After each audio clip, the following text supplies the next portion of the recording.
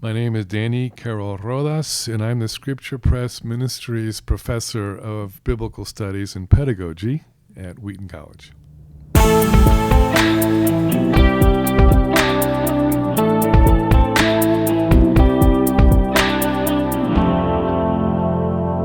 Dr. Danny Carroll Rodas, so good to see you. Welcome back.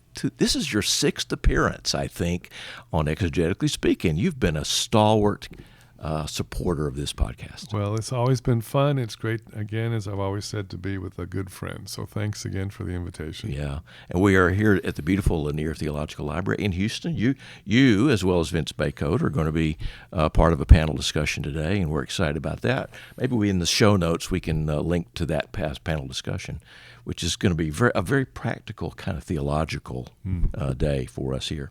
All right, we're going to talk about Amos today. You've written a wonderful commentary on Amos.